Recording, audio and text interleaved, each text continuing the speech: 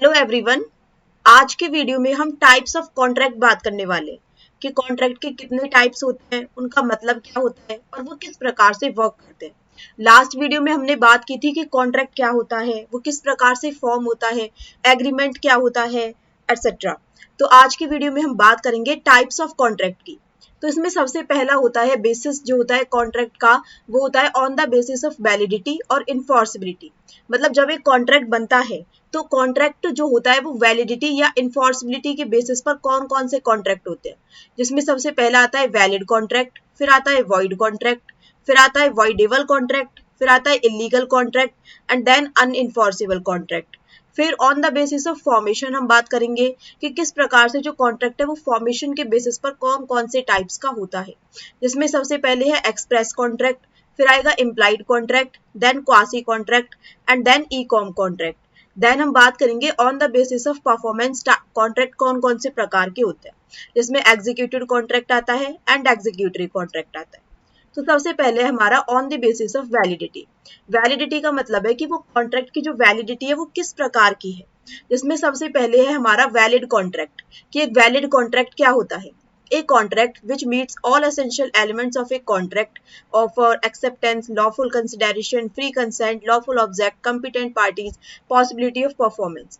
एक ऐसा कॉन्ट्रैक्ट जो कि कॉन्ट्रैक्ट के सभी एसेंशियल एलिमेंट्स को फुलफिल कर रहा है, जिसकी बात हमने लास्ट अपनी वीडियो में की थी। मतलब कॉन्ट्रैक्ट के जो एसेंशियल एलिमेंट्स होते हैं, जिसका मतलब है कि उस कॉन्ट्रैक्ट में ऑफर होना चाहिए। मैं किसी पर्सन को ऑफर कर रही हूँ कि क्या तुम मेरी बाइक 50,000 रुपए में खरीदोगे। सेकंड, उसमें एक्सेप्टेंस होना चाहिए, उस पर्सन ने मेरे उस ऑफर को एक्सेप्ट किया। लॉफुल कंसिडरेशन होना चाहिए, मैंने उससे 50,000 रुपए की डिमांड की है, जो कि एक लॉफुल कंसिडरेशन है। फ्री कंसेंट होना चाहिए, मुझ पर किसी प्रकार का प्रेशर तो नहीं है या उस पर किसी प्रकार का प्रेशर तो नहीं है उस कॉन्ट्रैक्ट को बनाते टाइम। लॉफुल ऑब्जेक्ट होना चाहिए, जब कॉन्ट्रैक्ट बन रहा है तो हमारा उद्देश्य भी एकदम लॉफुल है। कॉम्पिटेंट पार्टीज होनी चाहिए, इसका मतलब है कि जो पर्सन है वो 18 साल से ऊपर का हो, साउंड माइंड का हो और कानून की नजरों में डिस्क्वालिफाइड ना हो। पॉसिबिलिटी ऑफ परफॉर्मेंस होना चाहिए, कॉन्ट्रैक्ट ऐसा हो जिसको परफॉर्म करना पॉसिबल हो। तो ये सारे के सारे अगर एसेंशियल एलिमेंट्स एक कॉन्ट्रैक्ट में हैं तो वो एक कॉन्ट्रैक्ट वैलिड कॉन्ट्रैक्ट है। एंड नेक्स्ट जो कि सबसे ज्यादा इंपॉर्टेंट है, it is enforceable by law. अगर एक कॉन्ट्रैक्ट जिसमें ये सारे एसेंशियल एलिमेंट्स हैं प्लस वो लॉ के द्वारा भी इन्फोर्सिबल है तो वो एक वैलिड कॉन्ट्रैक्ट बन जाता है। For example, A sells his bike to B for 50,000 rupees. Both agreed freely and lawfully. This is a valid contract. मतलब A ने B को अपनी बाइक को 50,000 रुपए में बेच दिया, जिसमें ऑफर भी था, एक्सेप्टेंस भी था, लॉफुल कंसिडरेशन भी था, फ्री कंसेंट भी है, लॉफुल ऑब्जेक्ट भी है, पार्टीज भी कॉम्पिटेंट है एंड इस कॉन्ट्रैक्ट को परफॉर्म करना भी पॉसिबल है। तो ये एक वैलिड कॉन्ट्रैक्ट है। तो this is a valid contract. Next हमारा कॉन्ट्रैक्ट आता है वॉइड कॉन्ट्रैक्ट। वॉइड कॉन्ट्रैक्ट के अंदर क्या होता है? एक contract which ceases to be enforceable by law becomes void when it ceases to be enforceable. इसका मतलब है कि जब एक कॉन्ट्रैक्ट इन्फोर्सिबल नहीं रह जाता है तब यह कानून की नजरों में भी इन्फोर्सिबल नहीं होगा, तब यह कॉन्ट्रैक्ट वॉइड बन जाएगा। अब इसका क्या मतलब है? Thus a void contract is one which cannot be enforced by a court of law। एक ऐसा कॉन्ट्रैक्ट जो पहले कॉन्ट्रैक्ट बन तो गया था लेकिन अब किसी कारणवश यह पॉसिबल नहीं है कि इस कॉन्ट्रैक्ट को परफॉर्म किया जा सके, तो ये कॉन्ट्रैक्ट कानून की नजरों में भी इन्फोर्स्ड नहीं है। अब ये कॉन्ट्रैक्ट एक वॉइड कॉन्ट्रैक्ट है। इट लैक्स वन और मोर एसेंशियल एलिमेंट्स और is expressly declared void by law. या तो ऐसा हो गया है कि इस कॉन्ट्रैक्ट में अब कोई एसेंशियल एलिमेंट की कमी है या फिर इसको कानून ने ही डिक्लेयर कर दिया है कि इस कॉन्ट्रैक्ट को परफॉर्म नहीं किया जा सकता। For example, A contracts with B for the supply of 10 tons of sugar. A ने बी के साथ कॉन्ट्रैक्ट किया कि वो उसे 10 टन शुगर को सप्लाई कर देगा, but before the supply is affected the fire caught in the factory. लेकिन इससे पहले की सप्लाई हो पाती फैक्ट्री में आग लग गई एंड एवरीथिंग वाज डिस्ट्रॉयड। लेकिन सब कुछ जल गया। Here the contract becomes void. अब जो वो कॉन्ट्रैक्ट है वो वॉइड बन गया। अब इसका मतलब समझते हैं कि जब वो कॉन्ट्रैक्ट बना ए और बी के बीच में 10 टन शुगर को सप्लाई करने का, जब ये कॉन्ट्रैक्ट का फॉर्मेशन हुआ तब इसमें सारे के सारे एसेंशियल एलिमेंट्स थे। लेकिन जब उस कॉन्ट्रैक्ट को परफॉर्म करने की बारी आई एंड उस फैक्ट्री में आग लग गई, सब कुछ डिस्ट्रॉय हो गया, अब उस कॉन्ट्रैक्ट को परफॉर्म ही नहीं किया जा सकता। तो इस कॉन्ट्रैक्ट को जो कि इन्फोर्सिबल अब नहीं रह गया है becomes void when it ceases to be enforceable by law. तो ये क्या है? ये एक वॉइड कॉन्ट्रैक्ट है। एक और एग्जांपल लेते हैं। ए ने बी के साथ सौदा किया कि वो उसे कुछ कपड़ों की सप्लाई करेगा। फॉर एग्जाम्पल वो कपड़े सेल करता था और वो उसे 100 शर्ट्स वो उसे सप्लाई करेगा। अब जो बी है वो किसी अदर कंट्री में रहता था। अब उस कंट्री के साथ गवर्नमेंट के कुछ डिस्प्यूट्स हो गए, या उस कंट्री के साथ गवर्नमेंट ने बोला कि इस डेट के बाद इस कंट्री के साथ सप्लाई या इस कंट्री के साथ ट्रेड नहीं किया जा सकता है।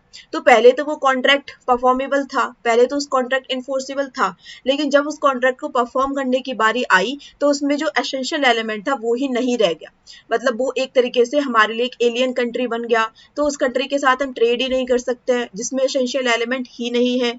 तो इस प्रकार से वो कॉन्ट्रैक्ट अब वॉइड कॉन्ट्रैक्ट हो गया। नेक्स्ट है वॉइडेबल कॉन्ट्रैक्ट। वॉइडेबल कॉन्ट्रैक्ट क्या होता है? An agreement which is enforceable by law at the option of one or more parties thereto, but not at the option of the other or others is voidable contract. इसका क्या मतलब है? एक ऐसा agreement जो कि लॉ के द्वारा इन्फोर्सेबल है at the option of one more parties thereto, किसी एक या अलग पार्टीज के थ्रू, but not at the option of other और अदर्स इज वॉइडेबल कॉन्ट्रैक्ट। लेकिन जो दूसरी पार्टी है उसके ऑप्शंस पर ये कॉन्ट्रैक्ट जो है ये वॉइडेबल बन जाएगा। अब इसका क्या मतलब है? A valid contract but one party has the option to cancel या avoid it due to some defect like coercion, fraud, misrepresentation, undue influence या मिस्टेक। तो जो कॉन्ट्रैक्ट था बेसिकली वो कॉन्ट्रैक्ट वैलिड था, one party has the option to cancel या avoid it. लेकिन हुआ क्या, वो कॉन्ट्रैक्ट किस प्रकार से बनाया गया था? उस कॉन्ट्रैक्ट में कुछ डिफेक्ट था, लाइक या तो उसमें जबरदस्ती करके वो कॉन्ट्रैक्ट बन रहा था, या उसमें किसी प्रकार का कोई फ्रॉड था, या मिसरिप्रेजेंटेशन था, या अनड्यू इन्फ्लुएंस था, या मिस्टेक था। तो इस कॉन्ट्रैक्ट में क्या होगा, जिसके साथ गलत हुआ है, जो विक्टिम है, विक्टिम पार्टी के पास ये ऑप्शन होगा कि वो उस कॉन्ट्रैक्ट को कैंसिल या अवॉइड कर सकती है। लेकिन जो अदर पार्टी है उसको वो उस कॉन्ट्रैक्ट को वॉइड नहीं कर सकती। उसने वो कॉन्ट्रैक्ट बना दिया है सामने वाले पर्सन पर प्रेशर डालकर, तो उसे इस कॉन्ट्रैक्ट को एक्सेप्ट करना ही होगा। For example, X promises to sell his scooter to Y for 1 lakh. X ने वाई को प्रॉमिस किया कि वो अपने स्कूटर को उसे 1 लाख रुपए में बेचेगा। However the consent of X has been procured by Y at a gun point. लेकिन जो एक्स की कंसेंट थी ना, एक्स ने वाई को प्रॉमिस तो कर दिया था कि मैं अपना स्कूटर तुम्हें 1 लाख रुपए में बेचूंगा, लेकिन उसने इसलिए कहा था ऐसा क्योंकि वाई ने उसे गन पॉइंट पर रखा हुआ था, अपने उसे ऐसे कहने के लिए। X is an agreed party. अब क्योंकि ये हुआ है कोएर्जन के थ्रू, क्योंकि इसमें एक डिफेक्ट है कोएर्जन, तो अब एक्स के पास ऑप्शन है, क्योंकि एक्स अब एक अग्रीव्ड पार्टी है, तो उसके पास ऑप्शन है कि वो उस कॉन्ट्रैक्ट को मना कर सकता है, उस कॉन्ट्रैक्ट को आगे चलकर कैंसिल कर सकता है कि मैं इसे परफॉर्म नहीं करूंगा क्योंकि उस टाइम पर मेरे साथ जबरदस्ती की गई थी, इसलिए मैंने उसे हाँ बोला था। लेकिन जो वाई है, वाई उस कॉन्ट्रैक्ट को कैंसिल नहीं कर सकता है। It means if X accepts the contract becomes a valid contract, then Y has no option of resigning the contract. अगर X ने उस कॉन्ट्रैक्ट को एक्सेप्ट कर लिया और बाद में जाकर Y मना करता है कि मेरे को अभी स्कूटर नहीं खरीदना है 1 लाख रुपए में, तो Y अब उसे मना नहीं कर सकता। अब केवल और केवल X के पास ऑप्शन है। तो ऐसे कॉन्ट्रैक्ट को कहा जाता है वॉइडेबल कॉन्ट्रैक्ट। अब जो ये कॉन्ट्रैक्ट है, वॉइड कॉन्ट्रैक्ट, वॉइडेबल कॉन्ट्रैक्ट, ये दोनों बहुत अलग है एक दूसरे से। अब इसमें हुआ क्या, सबसे पहले इनका मीनिंग समझो। वॉइड कॉन्ट्रैक्ट का मतलब होता है एक contract that is not enforceable by law. Void contract वो होता है जो कि लॉ के द्वारा इन्फोर्सेबल नहीं है। लेकिन वॉइडेबल कॉन्ट्रैक्ट में क्या होता है, ये केवल और केवल एक पार्टी के द्वारा कैंसिल किया जा सकता है, दूसरी पार्टी के पास ऑप्शन नहीं है। लीगल इफेक्ट क्या होता है वॉइड कॉन्ट्रैक्ट का, इसका कोई लीगल इफेक्ट नहीं रह जाता, क्योंकि इसमें एसेंशियल एलिमेंट की कमी हो ही जाती है एंड में, जब ये कॉन्ट्रैक्ट बाद में परफॉर्म करने लायक नहीं रह जाता। लेकिन वॉइडेबल कॉन्ट्रैक्ट में it is enforceable unless the aggrieved party cancels it. यह इन्फोर्सेबल हो सकता है जब तक कि जो अग्रीव्ड पार्टी है वो इसे खुद से कैंसिल ना कर दे। Parties rights, no party can enforce it in court. कोई भी पार्टी इसे कोर्ट में इन्फोर्स नहीं कर सकती है वॉइड कॉन्ट्रैक्ट को, क्योंकि उसे अब परफॉर्म नहीं किया जा सकता है। फैक्ट्री में आग लग गई, अब वो कहाँ से सप्लाई करेगा, तो कोई भी पार्टी इसे इन्फोर्स नहीं करेगी। लेकिन वॉइडेबल कॉन्ट्रैक्ट में जो अग्रीव्ड पार्टी है वो इसे इन्फोर्स या रिजेक्ट कर सकती है। Validity from beginning, it is void from the beginning, it is initially valid but until one party voids it. अब इसमें क्या हुआ था, ये स्टार्टिंग से ही वॉइड माना जाएगा क्योंकि अब उसको परफॉर्म नहीं किया जा पा रहा है। लेकिन जो ये वाला कॉन्ट्रैक्ट था ये शुरू में वैलिड था, but until one party voids it. Example क्या है, A contract with B to smuggle goods, it is an illegal contract. A signs contract under threat, B can void it, hence it is a voidable contract. A ने B के साथ एक contract sign किया था, लेकिन उसको धमकी दी हुई थी, तो ये क्या है, ये वॉइडेबल कॉन्ट्रैक्ट है। B चाहे तो आगे चलकर उस कॉन्ट्रैक्ट को मना कर सकता है। नेक्स्ट है इलीगल कॉन्ट्रैक्ट। अब ये क्या होते हैं, a contract for an unlawful purpose involving unlawful facts. एक ऐसा कॉन्ट्रैक्ट जो कि अनलॉफुल पर्पस, मतलब जिसका जो पर्पस है वो एक तरीके से कानून की नजरों में ठीक नहीं है, उसको बोला जाएगा illegal contract. It is void and no party can enforce it. यह एक वॉइड कॉन्ट्रैक्ट है और कोई भी पार्टी से इन्फोर्स नहीं कर सकती। All illegal agreements are void but all void agreements are not illegal. जितने भी लीगल एग्रीमेंट होंगे वो सभी वॉइड होंगे, उन सबको परफॉर्म नहीं किया जाएगा। लेकिन जितने भी वॉइड एग्रीमेंट होंगे वो इलीगल नहीं होंगे, वो जरूरी नहीं है कि वो इलीगल हो। फॉर एग्जाम्पल, ए ने बी के साथ किसी प्रकार का कोई सौदा किया था, लेकिन बी के फैक्ट्री में आग लग गई, अब वो उसे सप्लाई नहीं कर सकता, तो ये इलीगल कॉन्ट्रैक्ट नहीं है, लेकिन इसे परफॉर्म नहीं किया जा सकता, ये बात अलग है। लेकिन जब कभी भी इलीगल कॉन्ट्रैक्ट होगा ये वॉइड कॉन्ट्रैक्ट होगा, इसे परफॉर्म नहीं किया जा सकता। Illegality makes a contract both void and punishable, but a void contract just may be invalid, not illegal. अगर कोई कॉन्ट्रैक्ट इलीगल है तो वो void तो है ही, साथ में वो पनिशेबल भी है, मतलब उसको अगर परफॉर्म किया जाता है तो उसके लिए पनिशमेंट भी मिलेगी। लेकिन जो void कॉन्ट्रैक्ट है वो जस्ट इनवैलिड है, वो इलीगल नहीं है। For example, A hires B to kill C for 1 lakh rupees. It is an illegal contract. A ने B के साथ कॉन्ट्रैक्ट किया कि वो C को मार दे, इसके बदले में वो उसे 1 लाख रुपए देगा, तो ये इलीगल कॉन्ट्रैक्ट है। A minor signs a contract to buy a car. It is a void but not illegal. अब एक माइनर पर्सन है, उसने कार को बाई करने के लिए कॉन्ट्रैक्ट किया, ये कॉन्ट्रैक्ट वॉइड है क्योंकि जो पर्सन है वो उसकी एज कम है, वो माइनर पर्सन है, वो मेजर नहीं है। ये कॉन्ट्रैक्ट वॉइड तो है लेकिन इलीगल नहीं है। नेक्स्ट है अनइन्फोर्सिबल कॉन्ट्रैक्ट, एक ऐसा contract that is valid but can not be enforced due to some technical defects like absence in writing, barred by limitation act etcetera. एक कॉन्ट्रैक्ट, ऐसा कॉन्ट्रैक्ट जो कि वैलिड तो है लेकिन उसको इन्फोर्स नहीं किया जा सकता क्योंकि इसमें कुछ टेक्निकल डिफेक्ट्स है, जैसे कि या वो कॉन्ट्रैक्ट बन तो गया था ठीक से लेकिन उसको लिखित में नहीं लिखा गया, या फिर कोई लिमिटेशन एक्ट उस पर आ गई है। Neither party can enforce it in court, कोई भी पार्टी इसे कोर्ट में इन्फोर्स नहीं कर सकती। For example, A bought goods from B in 2015 but no payment was made till 2019. A ने B के साथ 2015 में A ने B से 2015 में सामान खरीदा, लेकिन B ने उसे 2019 तक कोई पेमेंट नहीं की, तो 4 साल हो चुके हैं उसको सामान बेचे हुए, लेकिन उसने 4 साल तक अपना पैसा ही उससे वापस नहीं मांगा। तो 4 साल के बाद B can not sue A for the payment in 2019 क्योंकि इसने जो 3 साल है वो क्रॉस कर लिए हैं and bad by limitation act. तो अभी लिमिटेशन एक्ट के अंडर आ गया है कि 3 साल से ऊपर हो गया, अब वो उसे पैसे नहीं मांग सकता। जब तक तो उसने पैसे मांगे नहीं और अब 4 साल बाद वो उसे स्यू कर रहा है कोर्ट में, तो ये पॉसिबल नहीं है। तो ये क्या हो गया, ये एक अनइन्फोर्सिबल कॉन्ट्रैक्ट बन गया। नेक्स्ट है on the basis of formation of contract, मतलब जब जिस बेसिस पर कॉन्ट्रैक्ट का फॉर्मेशन होता है वो कौन कौन से कॉन्ट्रैक्ट होते हैं। सबसे पहले है express contracts, when the terms of the contract are clearly expressed in words either spoken और रिटन। जब जो कॉन्ट्रैक्ट्स की जो टर्म है वो क्लियरली एक्सप्रेस कर दी जाती है वर्ड्स में, या तो स्पोकन हो या रिटन में हो। A writes to B, I will sell you my bike for 40,000 rupees. B replies, I accept. This is an express contract in writing. A ने B को लिखा कि मैं अपनी बाइक को तुम्हें बेचूंगा 40,000 रुपए में। B ने रिप्लाई किया कि मैं एक्सेप्ट करता हूँ। तो ये एक्सप्रेस कॉन्ट्रैक्ट है जो कि राइटिंग में भी हुआ है। नेक्स्ट है इम्प्लाइड कॉन्ट्रैक्ट, एक ऐसा contract that is not created by words but by conduct और एक्शंस ऑफ द पार्टीज। एक ऐसा कॉन्ट्रैक्ट जो कि वर्ड्स के थ्रू नहीं बना है, मतलब एक ऐसा कॉन्ट्रैक्ट जो कि वर्ड्स के थ्रू नहीं बना लेकिन उसके पार्टीज के जो एक्शंस थे या जिस प्रकार से वो कॉन्ट्रैक्ट कंडक्ट हुआ उस प्रकार से वो एक कॉन्ट्रैक्ट बन चुका है, तो ऐसे कॉन्ट्रैक्ट को बोला जाता है इम्प्लाइड कॉन्ट्रैक्ट। अब इसका मतलब क्या है, you board a bus, you don't say anything to the driver.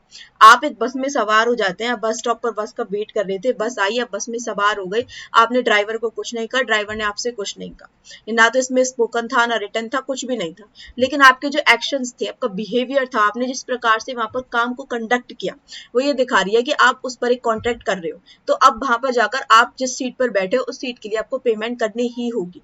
आप ये नहीं कह सकते कि मेरे साथ इसका कोई कॉन्ट्रैक्ट नहीं हुआ था, मैंने इसको नहीं बोला था कि यहाँ पर मेरे को कहीं जाना है नहीं जाना है, क्योंकि आपका जो एक्शंस था उसने ही इस बात को दर्शा दिया है कि अब आपका एक कॉन्ट्रैक्ट बन चुका है। But your action of sitting is equal to agreeing to pay fare, this is an implied contract. Next है क्वासी कॉन्ट्रैक्ट। क्वासी कॉन्ट्रैक्ट क्या होता है, it is not an actual contract but it resembles a contract, it is created by law under certain circumstances. इसका मतलब क्या है कि एक एक्चुअल कॉन्ट्रैक्ट नहीं है लेकिन फिर भी एक कॉन्ट्रैक्ट जैसा दिखता है जो कि लॉ के अंडर बनाया गया है सर्टेन सम सर्कमस्टांसेस के अंदर। Thus law creates and enforces legal rights and obligations when no real contract exist, such obligations are known as quasi contract. जो लॉ है, लॉ इस कॉन्ट्रैक्ट को एक प्रकार से क्रिएट करेगा और इन्फोर्स करेगा क्योंकि इसके लीगल राइट्स एंड ऑब्लिगेशंस है, क्योंकि एक रियल कॉन्ट्रैक्ट बेसिकली उन दोनों पार्टीज के बीच में एग्जिस्ट नहीं करता था। अब ये कैसे बनता है? In other words it is a contract in which there is no intention on part of either party to make a contract but law imposes a contract upon the parties. इसका मतलब है कि जो दोनों पार्टीज थी उन दोनों parties का उस कॉन्ट्रैक्ट को करने का, उस कॉन्ट्रैक्ट को बनाने का कोई इंटेंशन था ही नहीं, लेकिन जो कॉन्ट्रैक्ट है वो बन गया by chance, by mistake, by but law imposes a contract upon the parties. तो लॉ ने कह दिया कि अब आप दोनों पार्टीज के बीच में कॉन्ट्रैक्ट बन गया है, अब आपको ये परफॉर्म करना पड़ेगा। तो ऐसे कॉन्ट्रैक्ट को बोलते हैं क्वासी कॉन्ट्रैक्ट। अब एक एग्जाम्पल समझते हैं। A mistakenly delivers goods to B. A ने गलती से बी को सामान बेच दिया। ए को सामान बेचना था कुछ सी को, लेकिन उसने गलती से उसे डिलीवर कर दिया बी के पास। अब बी ने उस सामान को रिटर्न तो किया नहीं, इनफैक्ट उसे यूज कर लिया। तो अब क्या हुआ? उन दोनों पार्टीज के बीच में स्टार्टिंग में कोई कॉन्ट्रैक्ट नहीं था। ए से गलती हुई, ए ने गलती से बी को वो सामान डिलीवर कर दिया और बी ने भी उसे यूज कर लिया। तो अब क्या होगा? ये एक क्वासी कॉन्ट्रैक्ट बन गया। B must pay for them. B को अब उसे पेमेंट करनी होगी even though there was no contract, हालांकि उन दोनों के बीच में कोई कॉन्ट्रैक्ट नहीं था। It is a quasi contract under section 70। तो सेक्शन 70 के अंदर ही क्वासी कॉन्ट्रैक्ट माना जाएगा। नेक्स्ट है e contract. When a contract is entered into by two or more parties using electronic means such as emails is known as e commerce contract. जब एक contract बनाया जाता है दो या दो से अधिक पार्टीज के बीच में एक इलेक्ट्रॉनिक मीन्स के through such as email is known as e commerce contract. In electronic commerce, different parties create networks which are linked to other network through EDI. में इलेक्ट्रॉनिक डाटा इंटरचेंज का use होता है। अब next है on the basis of performance of contract. मतलब जब contract को perform किया जाना है तो उस बेसिस पर कौन कौन से कॉन्ट्रैक्ट बनते हैं। सबसे पहले executed contract. A contract where both parties have completed their obligations. मतलब कॉन्ट्रैक्ट के परफॉर्मेंस के बेसिस पर, कॉन्ट्रैक्ट किस प्रकार से परफॉर्म हो रहा है इस बेसिस पर कौन कौन से कॉन्ट्रैक्ट्स होते हैं। एग्जीक्यूटेड कॉन्ट्रैक्ट एक ऐसा कॉन्ट्रैक्ट जिसमें दोनों पार्टीज ने अपनी ऑब्लिगेशंस को कंप्लीट कर लिया है। A sells his phone to B for 10,000 rupees. A ने बी को 10,000 रुपए में अपना फोन बेच दिया, बी ने उसे पेमेंट कर दी, सब कुछ हो चुका। This is N executed contract. तो एक एग्जीक्यूटेड कॉन्ट्रैक्ट है। बट नेक्स्ट है एग्जीक्यूटरी कॉन्ट्रैक्ट। एक ऐसा कॉन्ट्रैक्ट जिसमें कुछ रह गया है दोनों पार्टीज के थ्रू या फिर सिर्फ और सिर्फ एक पार्टी के थ्रू, तो ऐसे कॉन्ट्रैक्ट को बोलते हैं executory contract. A contract where something remains to be done by one और बोथ पार्टीज। इसके दो सब टाइप्स होते हैं। सबसे पहला है unilateral contract. A contract where only one party has to perform their promise the other party has already perform. Unilateral contract का मतलब होता है जिसमें एक पार्टी ने अपना जो प्रॉमिस है उसको परफॉर्म कर लिया है लेकिन दूसरी पार्टी भी रह गई है। A announces 1,000 rupees reward for finding his lost dog. B finds the dog. Now A alone has to pay. A ने अनाउंस किया कि वो जो उसका कुत्ता उसे ढूंढ के देगा वो उसे 1,000 रुपए रिवॉर्ड के रूप में देगा। B ने कुत्ते को ढूंढकर उसे रिटर्न कर दिया। Now A alone has to pay. अब A की बारी है कि वो उसे पेमेंट करे क्योंकि A ने अब तक अपना जो प्रॉमिस है वो परफॉर्म नहीं किया है। तो ये एक यूनिलेटरल कॉन्ट्रैक्ट है। This is a unilateral executory contract. Next है बाइलेटरल कॉन्ट्रैक्ट। एक contract where both parties still have to perform their obligation. एक ऐसा कॉन्ट्रैक्ट जिसमें दोनों पार्टीज ने ही अब तक अपने ऑब्लिगेशंस को परफॉर्म नहीं किया है। A agrees to sell his car to B after 10 days. A ने बी को बोला कि मैं तुम्हें 10 दिनों बाद अपनी कार बेच दूंगा। बी ने अग्री किया कि मैं तुम्हें जब भी पेमेंट कर दूंगा। क्योंकि अभी दोनों पार्टीज ने ही अपनी परफॉर्मेंस को परफॉर्म नहीं किया है तो एक बाइलेटरल एग्जीक्यूटरी कॉन्ट्रैक्ट है।